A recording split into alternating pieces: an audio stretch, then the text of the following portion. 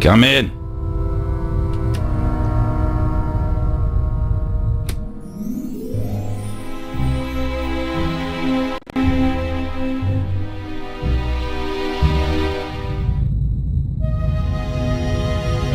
Constable?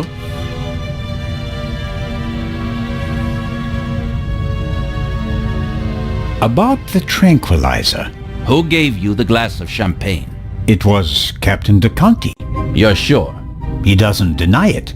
But he also says that the glasses passed through many hands that night and that everyone had access to the champagne. So it could have been anyone. Maybe the question isn't who put the poison in the glass, but rather who it was they wanted to poison. Smart. And who were they trying to poison? Dr. Gebhardt? The captain got the glass from him. An unconscious ship's doctor. That sounds like it would be more use to a murderer than a drugged constable. You think so? Did the murderer have reason to assume that his shot might not kill the victim immediately and that Dr. Gebhardt would be able to save her? You're right. That's improbable. My ego is just searching for reasons for them to want to kill her and not me. Good job, Zellner. I'll be in touch if I uncover more clues. Very well.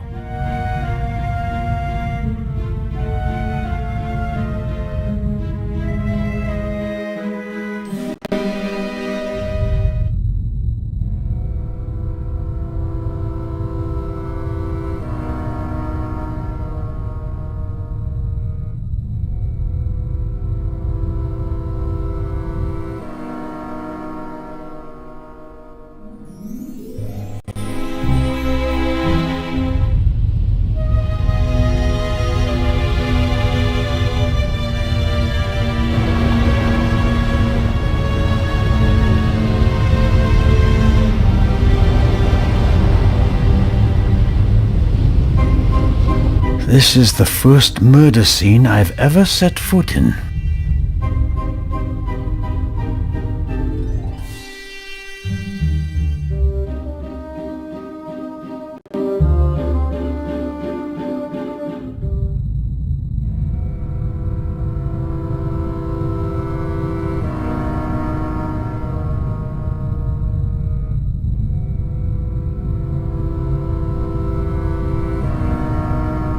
The most unportable portmanteau I've ever seen.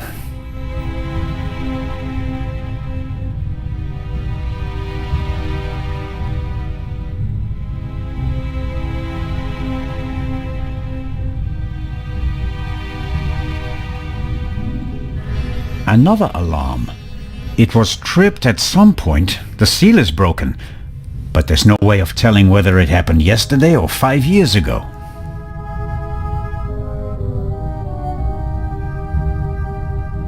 The door frame was damaged when Dr. Gebhardt kicked it in. The real question is, why was the door locked in the first place?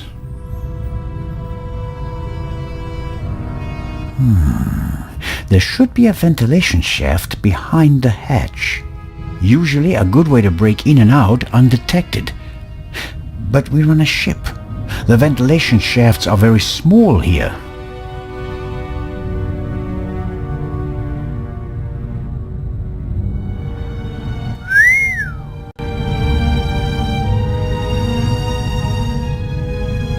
A portable bar is more like it. Must be hard work transporting this big, heavy thing halfway around the globe. And the Baroness was lucky that the other freight cars were only lightly damaged by the explosion.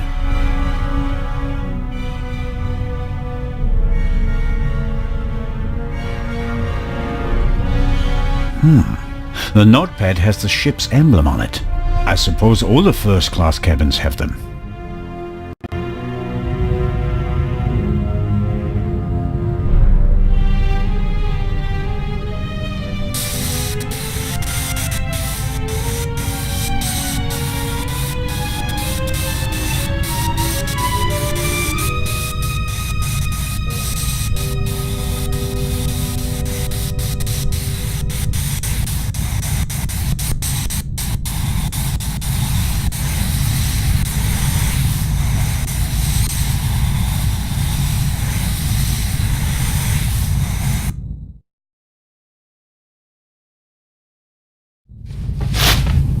It says, Inspector, be in the saloon at 10 p.m. There is a murderer on board and I will expose him.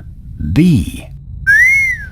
The Baroness seems to have known the murderer, and that means that the Raven can't be the murderer.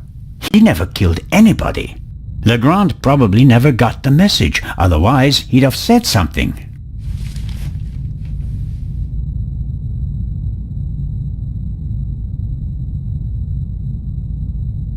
The mannequin surely came with the cabin. A mannequin for the Baroness's clothes would have a more generous figure. Sunflowers. By Van Gogh, I presume. He liked to paint that sort of thing. Can't be an original. They cost thousands of francs.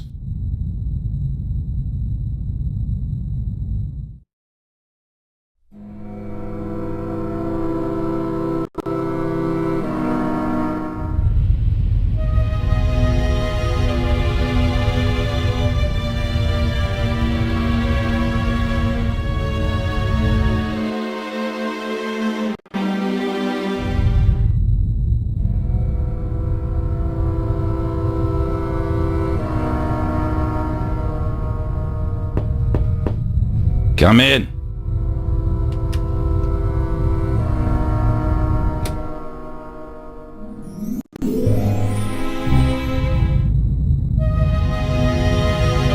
Constable?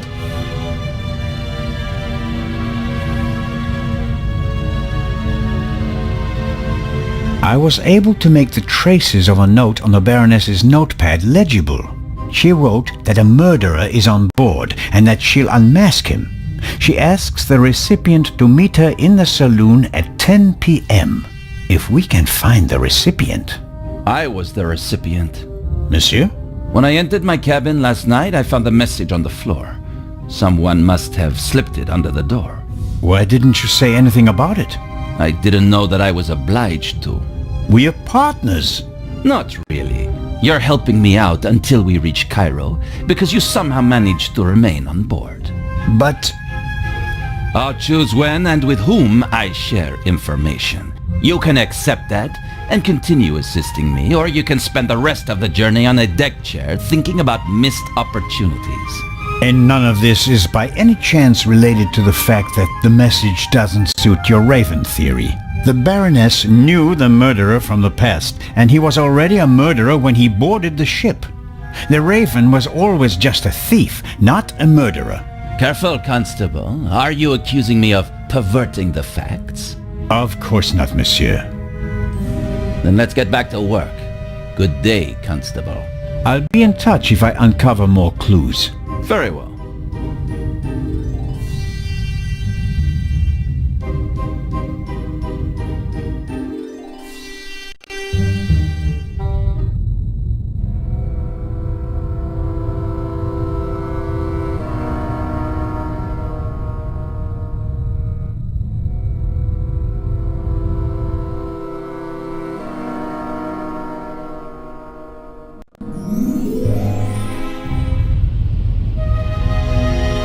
The Baroness's butler looks like he didn't get much sleep.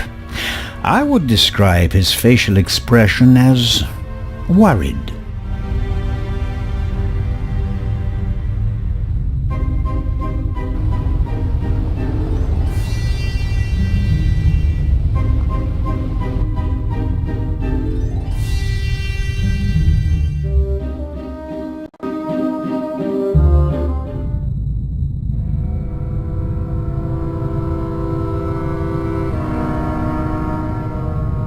Big, ugly, and impractical vase.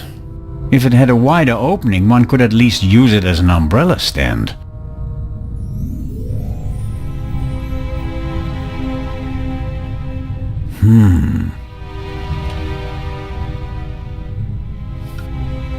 Can't see anything. Wow, heavier than it looks.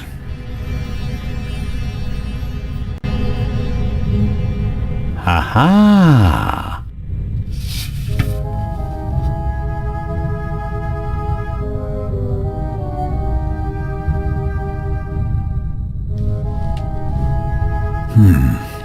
Nothing special.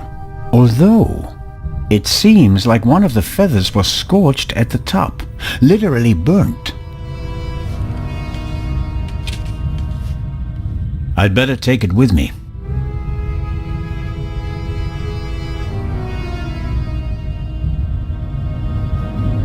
Something's under there. More feathers. And they're singed as well. I'll put them with the others.